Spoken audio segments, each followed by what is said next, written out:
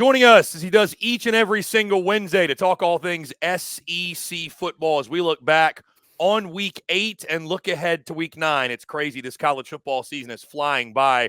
Jake Crain of Crain Company joins the show once again. Jake, what's going on, man? Appreciate you taking the time. Excited to talk all this madness with you, my friend. Yeah, look, I always love hopping on here with you, Chris. It's, so far been one of the craziest years of college football that we've seen, and I don't think it's going to get less crazy. Who the hell knows what's going to happen this weekend, but it's going to shake everything up. I mean, from LSU, A&M, even the fact that people are as excited about a Texas playing at Vanderbilt game as they are just kind of shows you the state of where we're at. Jake, I want to start first the game that I was at in Week 8. Neyland Stadium was an electric factory, as you can imagine. Anytime Bama comes to town. Jake, I wish every game was a cigar game personally as somebody who loves smoking stogies. But anyways, I thought Nico grew up in the second half. We talked about last week. They've got the run game. They've got the defense. Can he finally start to connect and make some of those big throws? And for lack of a better way of putting it, Jake, sack up. And you even still saw him miss some wide open guys. But either way, you outlast Alabama, and everybody's around asking now, what in the world's wrong with the Crimson Tide? This week they've got the TNT sign in the facility, takes no talent. Anytime they commit a penalty or whatever happens, they go touch the sign. I mean, Nick Saban's not deceased, but if he were, he'd be rolling over in his grave based off what he's seeing with Alabama football. So thoughts on this ball game, Jake, and just thoughts on Tennessee eking one out against their arch rival, the Crimson Tide. Yeah, well, I came on here last week, Chris, and we talked about, and you kind of hit on it a little bit. Tennessee had to be more aggressive offensively. And I don't even think it was from a play calling standpoint because Heupel was calling combinations down the field. Nico just wasn't throwing them down the field. And that, not saying you throw them, every time, but at some point you got to let your receiver go make a play. You got to throw one out there and let him go run one down. And then Nico using his legs, taking off, not being afraid to be creative. And I know they didn't score any points in the first half, but if you watch the way that Nico played that game, he took those shots. I mean, you got to take them to make them. It's an adage as old as time. He took him. He didn't connect on every one of them. He connected on some of them, but it still gave Bama the illusion that Tennessee was not afraid to attack them in that deep third, which is something that Tennessee hadn't done. They kind of played hide and seek right against Oklahoma and run away and hide against Arkansas and even Florida to an extent offensively in the second half. And that's not saying you take crazy chances or you do stuff just to do stuff. But at the end of the day, when you look at the way Tennessee is built, Josh Heupel wants to be aggressive down the field. That's what made them dangerous. We've been waiting on this defense to arrive, right, like it has, so that they could go be this aggressive on offense and be able to get away with it more and not have to win in so many track meets. So it was nice to see that. And I think, doing it against Kent State is one thing. You can get confidence from it, but you don't get a ton of confidence from it. Doing it against Alabama, I think is going to pay itself off in spades for Nico and this offense down the stretch, giving them that true confidence in a big game that they were able to win. And Chris, they answered every time that Bama scored pretty much. Every time, especially in the second half, where Bama would go back up, Tennessee answered because they were aggressive. And it's amazing how attacking the deep third and being creative and not being afraid to take chances opens up that run game. Now, on the Alabama side, the TNT sign, all that stuff's whatever. Hey, how about we line up right? Like all this stuff's great. You're going to have physical penalties sometimes. You're going to have holdings. You're going to have face masks. That happens. But another thing we talked about last week was you can't monopolize a team anymore in college football. I don't even think Nick Saban could do what Nick Saban did for a while as far as getting that much talent, taking it away from everybody else, and being that deep where your third and fourth strings are guys that could be starting at other places. It's just a new era of college football. You're not going to see that. So not only does Alabama not have the best personnel by far out there, they're as undisciplined as they were the last couple of years of the Saban regime. Let's not forget, this isn't a new problem that all of a sudden Kalen DeBoer comes to Alabama and they have a bunch of penalties. This was a problem at the end of the Saban era. So when you don't have that amount of control, you can't monopolize the game the way that Saban did. But for this Alabama team, when you watch them, it's weird to see them lack confidence in certain spots. And defensively, I thought they did some good things against Tennessee. I don't think it was all on the defense. But now it seems like Jalen Milroe feels like he has to make the heroic play every single play. And when you do that, that leads to those catastrophic errors. His timing's thrown off against zone coverage. He holds the ball a little bit too long. But against Georgia, he was taking what they were giving him. If that was the check down, he was going to take it. If that was taken off for 40 yards on first down to put it in 2nd and 6, that's what he was going to do. Now it seems like he's trying to play hero ball. And while that may work sometimes, you may hit the home run when you decide to swing at every pitch. You're also going to strike out a lot. And it's still, man, it's still weird to see Alabama bleed. Jake, we continue to ask the question, when are we going to see that Alabama team that we saw in the first half against Georgia? Do we at some point have to kind of put that out of our minds and write that off as just a glorious half of football? Because it just seems with each passing game, you were there, I was there.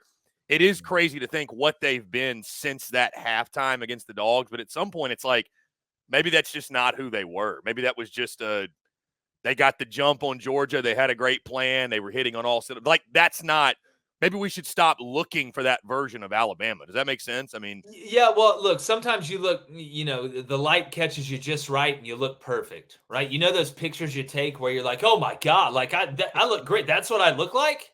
Like, that's amazing. But then you look at another picture and you're like, oh, damn. Like, okay, maybe that's not what – I feel like that first half kind of catfished everybody a little bit, but it showed you what Alabama could do when they're hitting on all cylinders, offensively and defensively. It wasn't just one side of the ball. So it's not that they can't recreate that at some points. Most teams aren't going to play their best every single quarter of every single game. That was the best that Alabama could have possibly played. So we say it when we watch them play really, really bad too. Well, you're not going to see the worst version of Bama. You're also not going to see that best version of Bama. The teams that are able to win and dominate are the teams where that middle version of them is still really, really good. So Alabama's been on both fringes. It seems like they've been on the bad side of the fringe for a while now. I don't think we can live in a world where we expect to see them be that bad all the time or them to be that elite all the time. The answer is somewhere in the middle. It's just, where do you fall in the middle? Auburn with 0 Power 4 wins at this point. Alabama with multiple losses before November for the first time since 2007. At this point, Jake, They might put the Iron Bowl on Jefferson Pilot with the 3 Daves calling the game. We'll have to wait and see. Yeah, it's tough right now. It's not a great situation. Everybody's slowly becoming a South Alabama fan. No, I tell you, there's one way, though. If you're Hugh Freeze this year, it's already been a disaster. It's going to be damn near impossible to fix it. But there's one way you could turn it around. There's just one. And you're probably not going to do it. You may play them close, but you'll find a way to blow it. That's the Iron Bowl. But, yeah, I mean, you look at Bama, the rest of that schedule. Their fans are hitting the panic button, Jake. I think they're going to destroy Missouri this weekend because I don't think Missouri's that good. But you look at going to LSU now. If they don't make the playoff in year one of Kalen DeBoer, I've said since he got hired, his tenure will be defined by the level of freak out the first time it doesn't go right. And you're slowly starting to see that iceberg ahead a little bit. Can you turn the ship just fast enough not to clip it? And then, Kate Winslet move her ass over and let Leo on the door, somebody be an adult. But no, it's an interesting time in the state. Jake, I promise we're going to get to Texas, Georgia, because that was the premier game of Week 8. But I just mentioned Auburn. Losing a game where a quarterback misses 80% of the game in the hospital and comes back and beats you that's a new one. That is, I'd never heard that before. I say it every week, Chris. I say it every single week. Every single week. I go on all these shows and I say it. How's Auburn going to find a way to lose this one? It is impressive. It's impressive at this point. It's basically like playing Where's Waldo, like that book as a kid where you got to find Waldo. Except, Waldo's just finding ways. How's Waldo going to lose the game this weekend? Oh, he's going to play good for 3.5 quarters and then throw a pick 6 against Oklahoma. How are they going to lose it this weekend? Oh, they're going to drop a punt in an important moment. It's at this point, I came on here a couple weeks ago and said they got pseudodysphagia, which is the fear of choking, which they do. And it's amazing that the younger guys are going to have to become the leaders that find ways to win. This older group at Auburn, I'm sure they're good guys, right? Sure, they walk old ladies across the street. They read books to kids, but this isn't a daycare or a nursing home. This is college football, and this older group has done nothing but lose big games, and they're afraid in the big moments. And you got to get that sickness out, and hopefully Hugh Freeze is. Come on, Jake. It's like they said before. They're not defined by wins and losses, but by the character. Well, here's how you're defined: fired. Jake, let's get in this game that took place in Austin, man. This was the big one, obviously, on Saturday night. Georgia takes down Texas. Huge first half for the Dogs. I think initially folks are going to look at this game and say Texas got humbled. This was their welcome to the SEC moment. Kirby Smart with, I feel like, Jake, I'm going to start. I should have done it this time, but every conversation I want to start with, thanks for having me here. I'm not here for photographs. I'm not here for the flashy stuff. I'm here to eat. That was an all-time Kirby quote after the game. Everybody's doubting us, which, to his point, it felt like everybody picked Texas, the entire game day panel. All of our guys here at SECU picked Texas, which gave me a sick feeling in my stomach, by the way. And we all saw it play out. Georgia, we saw why Kirby Smart's considered the best in the business. He can get his team up for a game like this and get ready to play. Jake, your thoughts on the games, the X's and O's side of this one, because I'm sure you're not just selling all your Texas stock here. No. But I think you had mentioned you kind of opened Pandora's box a little bit with this whole Arch Manning, Quinn Ewers thing. Arch comes in the game. Quinn comes back in. But really, what's your bigger takeaway? More so concerned with Texas or just impressed with Georgia and being kind of what we expected Georgia to be? Well, look, I think two things can be true at once. I was the only one on our show who picked Texas. Blaine, we had Jeff Foxworthy as a guest picker, so he's a big Georgia fan. So Blaine Cohn and him all picked Georgia. In this year in college football, it seems like whenever we feel like we have a good idea that something's going to happen, not only does the other thing happen, but it happens in a big way. As far on the Georgia side, offensively did not play well, but eventually found a way to run the ball against Texas, which it is incredible in its own right that you lacked a passing game, yet still found a way to be able to execute on the ground. And then Georgia defensively, they may not have the elite piece like a Jalen Carter or a Jordan Davis, but they're still really, really talented. And when they play together and they don't try and do too much and guys don't take unnecessary risks and they trust each other, this Georgia defense can really, really be dominant. The question that we keep asking is, and we hope that maybe Texas could answer it this weekend, is there any team in college football that on offense, defense, and special teams can separate themselves playing complementary football from everybody else in the country? We thought Texas had an opportunity to do that this weekend. Yes, they dominated Michigan, who couldn't throw it. Yes, they dominated Oklahoma, who couldn't throw it. But if they did it against Georgia, right, then we felt like Texas, hey, this is the team that everybody else is chasing. But you look at the way that game went down, Georgia out-physicaled them on both sides of the line of scrimmage. And there was one quarterback, when he got rattled, his head coach pulled him. Kirby Smart didn't pull Carson Beck in the first half of that Bama game or after the first drive in the third quarter where they went 3 and out. In the darkest of darkest times, Kirby Smart still rode with Carson Beck. And you can sit here and say, oh, it was an injury. It wasn't an injury. Oh, boy, got popped a couple times. We've seen this with Quinn Ewers before, and he went on the sidelines for a series. So if I'm a Texas fan, that's what would worry me is in these big games, because we got a huge sample size with Quinn Ewers. He's played in a lot of big games. When it goes good early against he's great. He's great. When it doesn't go good early, and I'm not talking about against Oklahoma where everybody in the world knew they couldn't score. When you're playing against a team can score, Quinn has a habit of disappearing for the rest of the game as well.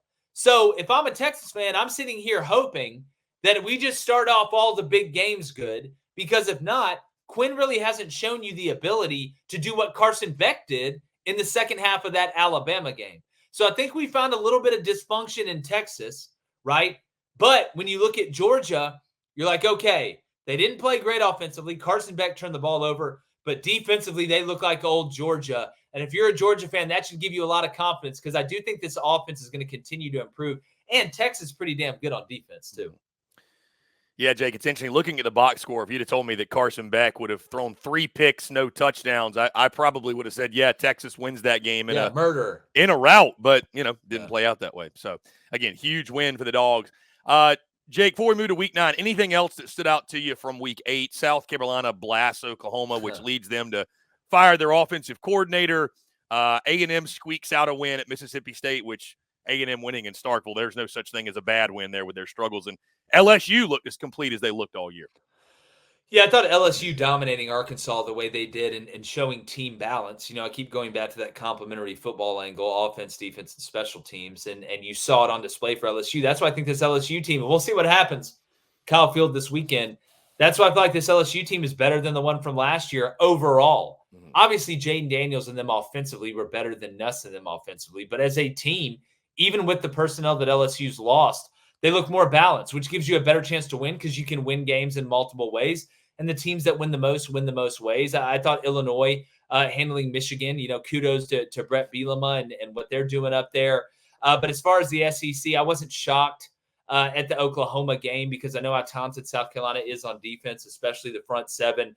It's just we tried to tell Oklahoma fans, tried to tell y'all, right? Y'all didn't want to listen, said we were SEC homers, didn't know anything about the – well, welcome to it. Good luck. So, Jake, as we look at the Week 9 slate, let's start with this game that we're going to be in attendance for this weekend. At least I'm going to be in attendance for. It's this game in Nashville, which Vanderbilt, kudos to the Doors. Yeah. Ranked in the top 25 for the first time in a decade. And it's kind of ironic that Texas gets them. I mean, the odds that they would get them first time they're ranked in a decade. The 25th ranked Vanderbilt Commodores hosting Texas. Jake, one of the reasons I love having you on, and I'll be transparent about this, I'm not an expert when it comes to the X's and O's. I love ball. I can obviously carry myself in a conversation, talk about it. But you know the X's and O's as good as anybody. So I want you to give me the skinny on this game. From a personnel standpoint, can Vanderbilt beat Texas based off what you've seen to this point? Or is this a game in which you expect Texas to bounce back and roll in this game? Well, I don't think roll. I would be very surprised if Texas lost this game, but they could lose this game because of not just the personnel Vanderbilt has and not really just the way that they use them, but schematically what Vanderbilt does on offense. When you look at the way this team is built, athletically and from a talent standpoint, it's one of the best teams Vanderbilt's had in a long time. And it's not just Diego Pavia. They're better up front. They got some players that can do some things against talented athletes on the outside to give them a chance. But what Vanderbilt runs from a standpoint of the eye candy, kind of the triple option, RPO, veer concepts, it negates athleticism somewhat because it slows down the play, right? And it gets guys kind of stuck in the mud defensively, and it creates one-on-one tackling in matchups. Why do you think that Navy and Army and some of these teams that can't recruit all the best players or don't have the ability to get all the best linemen run the systems they do?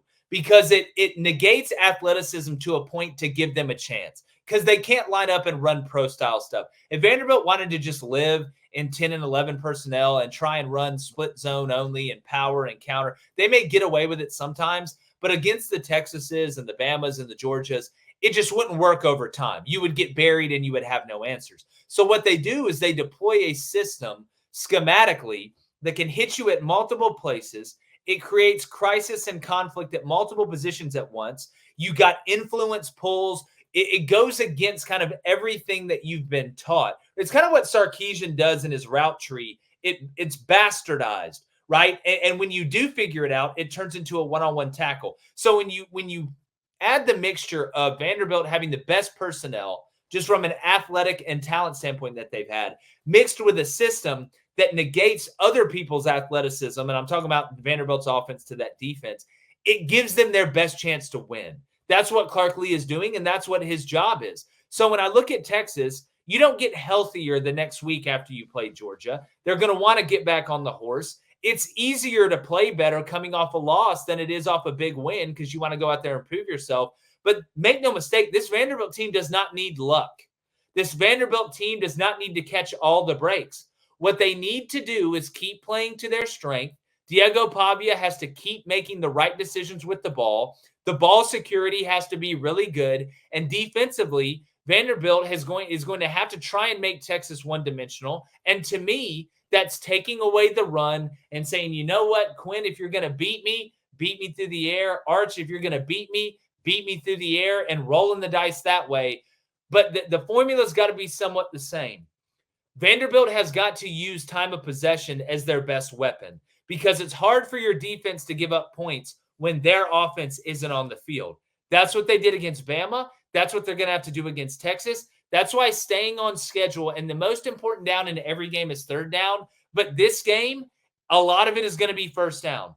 If Vanderbilt can live in 2nd and 6 and 2nd and 7, they are going to have a chance probably late in this game. If they're living in 2nd and 10, and 2nd and 12, or 3rd and 8, or 3rd and 9, eventually they're going to run into trouble. But that's why you go back to the system that they deploy, this RPO, triple option, veer look, influence pullers, split bluff, all the things, the plays that aren't designed to get 100 yards, they're designed to get 6 yards, and they're damn good at it. And 6 yards is great when it's 3rd and 4.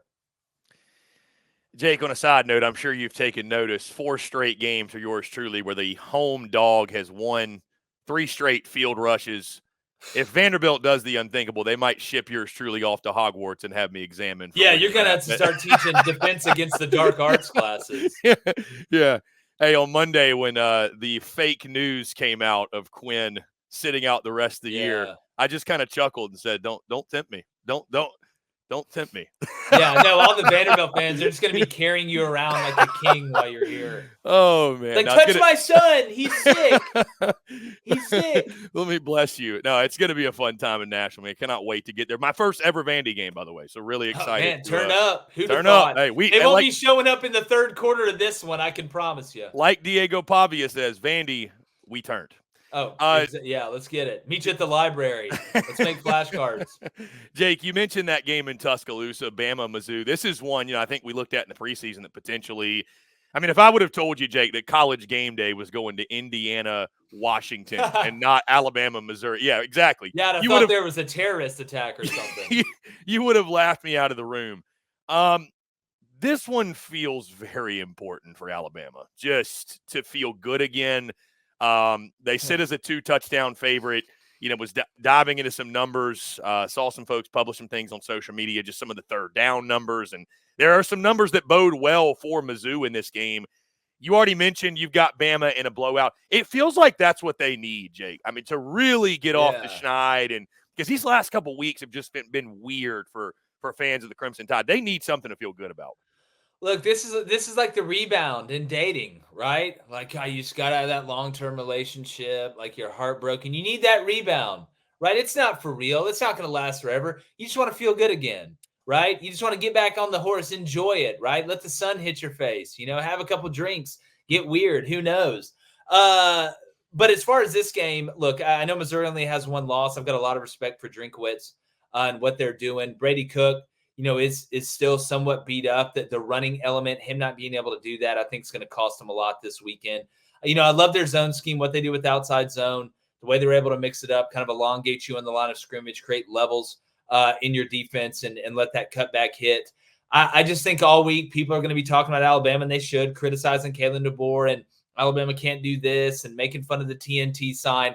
I just think Missouri overall is walking into a hornet's nest. I think Alabama is going to put their best foot forward. Missouri struggled offensively throughout the year, which has kind of surprised a lot of people, including myself, because we thought maybe the struggles would come on defense, losing Blake Baker to LSU and some of the personnel issues they had, losing Darius Robinson, a couple other guys.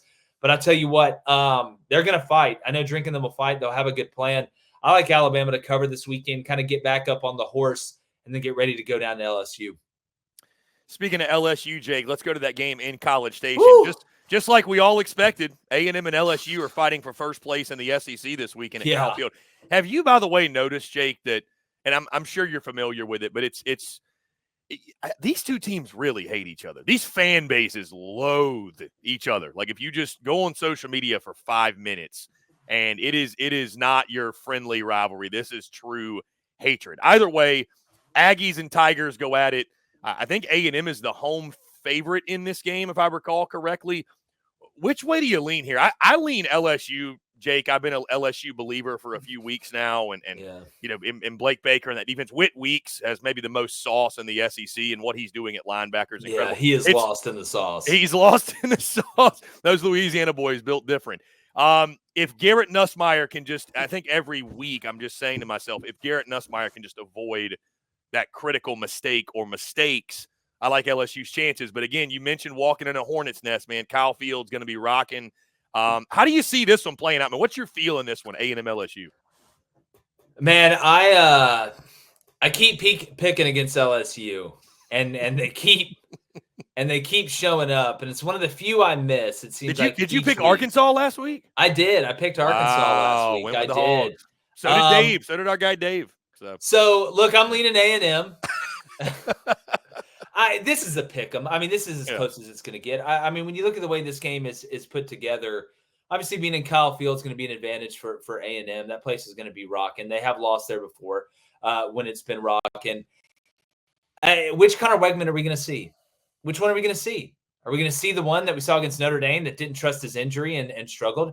Are we going to see the one that came in against Missouri and looked like God's son? Like it just was incredible, was running and throwing and doing the things that we expected Connor Wegman to do coming into this year. And then you see him against Mississippi State and he kind of regresses a little bit. So I feel like it's more, I feel like we know less about what we're going to see from A&M on offense than we do about LSU now. I think you can make the argument that this LSU team right now is better than the one last year because they're just more balanced. Now, I'm not saying that their offense is better than the one Jaden Daniels was on. That would be insane. But as a team overall, when you look at offense and defense and special teams, they're a better team. Like there's a reason they're at where they're at right now and have this opportunity. And I love what Nussmeier is doing. He's one of the best anticipatory throwers that there is. The run game seems to kind of be getting going after, this offensive line had a bunch of accolades coming into the year. They've been a lot better pass blocking. They have run blocking. I think Joe Sloan has kind of gotten his element more as a play caller. But something's just telling me, A&M, all offseason, you had no drama. You had no fights with other coaches. You didn't have a bunch of arrests. They were just fundamental, blocking and tackling. And that's what you've seen so far. I know the Notre Dame game didn't go the way they wanted to. But when I look at this front seven, I think they're going to be able to stop the run. They're going to make Nuss beat him with the pass, and he can. But I think we're going to see the best version of Connor Wegman. LSU's defense is doing the little things right now. That's why they're having the success that they're having. It's not all about the big plays and taking risks and this, that, or the other. It's the little things. It's knowing when I have contained that I need to contain the play. I need to turn it back inside. Knowing that if I'm playing over the top of something, I don't need to take chances below. I need to play over the top of it and trust the guy next to me. And then you got to have your playmakers make plays, and that's what Whit Weeks is doing. I don't think you'd be wrong going either side this weekend leading up to the game. It truly is a pick 'em to me. I'm going to go with the home team. I think Wegman shows up. I think A&M finds a way, and maybe eventually, I'll be right betting against LSU.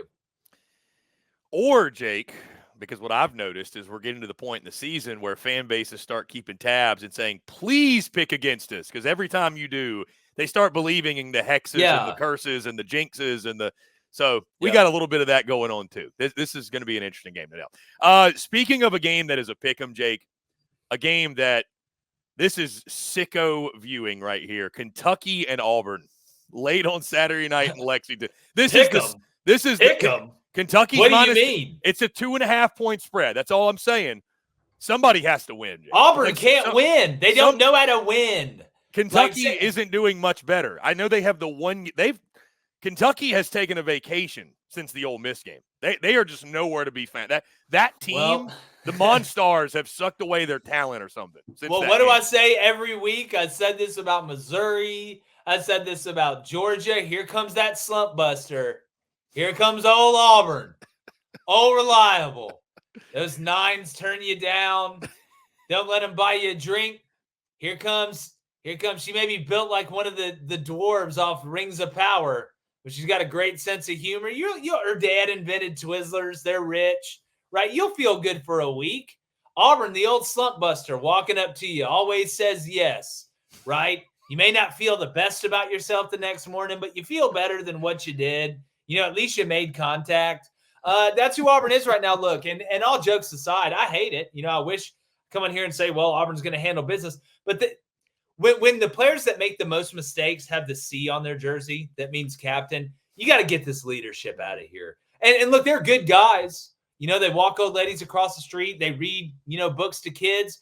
But this isn't a nursing home or a kindergarten classroom. This is college football. And those older guys, even before, Hugh Freeze came here, they don't know how to win. They don't have it in them. It's not in their DNA.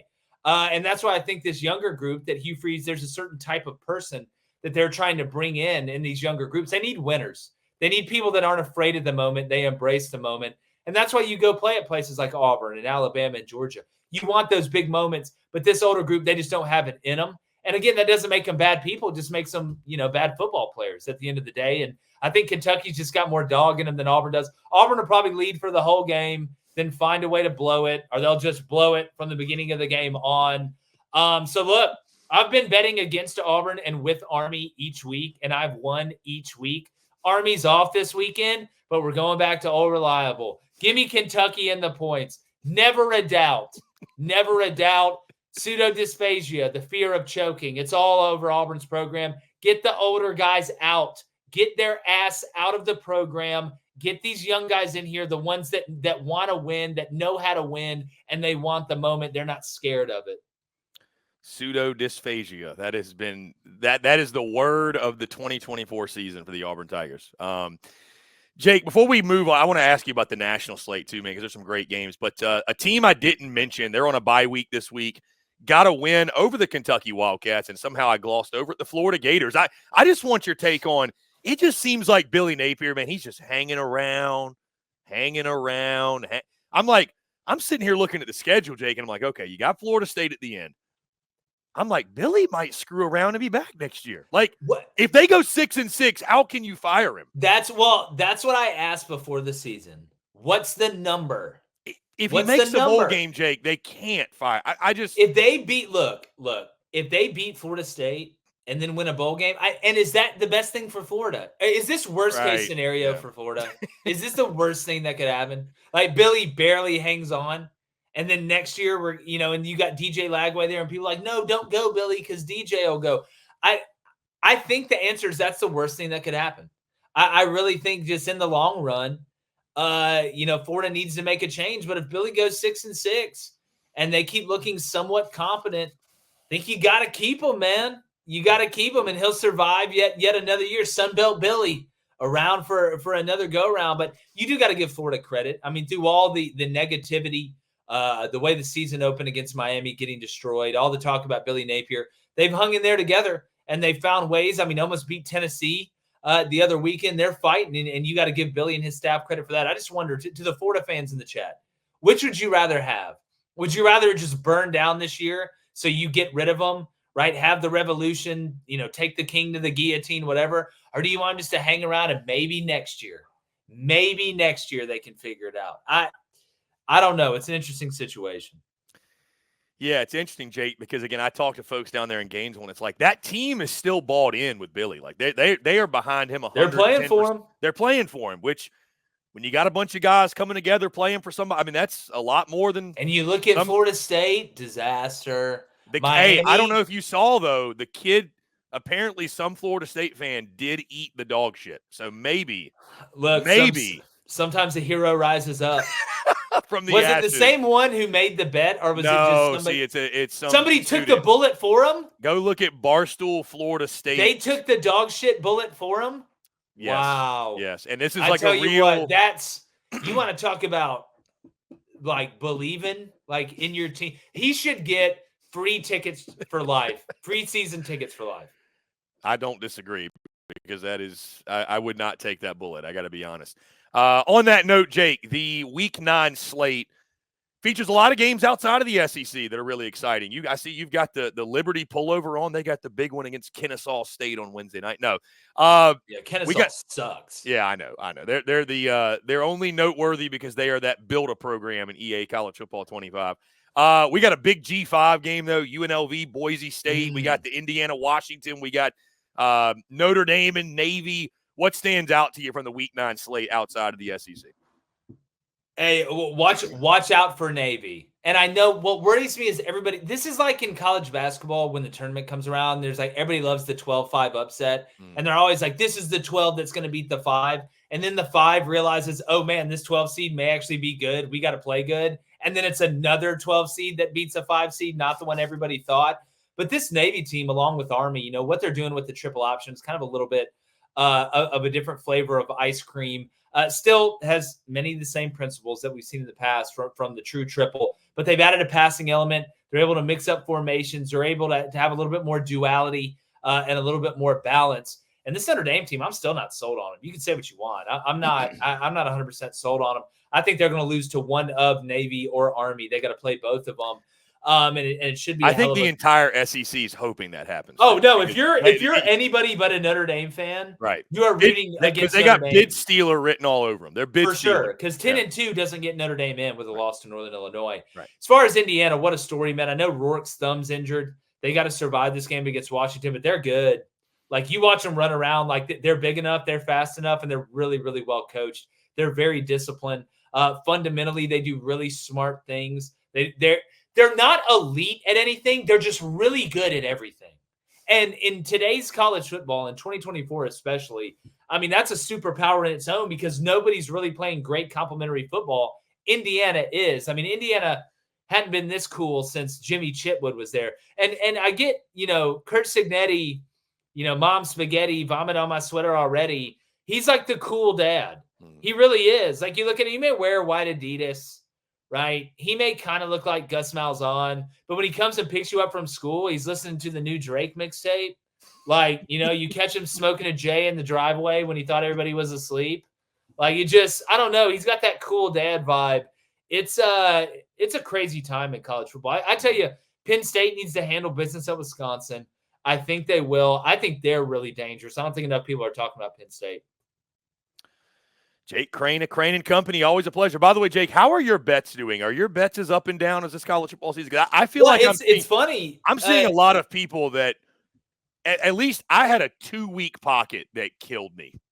And I'm just below. We're going to get it back, but God, it's been crazy. We're up. I mean, God, I think we're up, 40-something units right now in college. Last week, I absolutely killed it. Because, again, I've found the formula. Like, I bet against Auburn and for Army every week. Now, again, Army's off this week. But this is one of those years where it's so up and down. You just got to find a couple wagons and just ride with them, right? You don't have to diversify that portfolio a lot. Hey, there's Apple, right? And there's, I don't know, electricity. Bet on both of those, right? Bet on both of those. Keep riding. I love Navy to cover this weekend, plus 13, plus 14, whatever. I love Vanderbilt to cover this weekend. The home dogs covering has just been amazing throughout the season. So find you a couple wagons, right? Find you a couple day ones and just ride with them. I mean, we've been fine, but it's because we're dancing with the ones that brought us, and the few teams that have been consistent in college football, we've been betting on them. Jake, always a pleasure, my friend. Appreciate you taking the time. Let the folks know, of course, if they don't know somehow where to find you, but what you guys have got in the pipeline as well, all the great stuff you guys are doing. Yeah, man. Look, we're live 2 to 3:30 p.m. Central each weekday. If you can't catch us live, it stays on demand. YouTube, Apple Podcasts, Spotify, Roku, all these other places. I'm not smart enough to remember. But we have live call-ins, a live chats, Crain Company. We're having a blast, man. I got Tim Brando coming on today. Always try and get great guests and guest pickers. And we have fun, talk a lot of ball, but we talk some live too. And if you like this show, I'm sure you're going to like ours. But as usual, Chris, it's great to talk to you, man. And be safe coming up here this weekend. Yeah, Jake, always a pleasure. We'll see you in Nashville, my friend. All right, bro.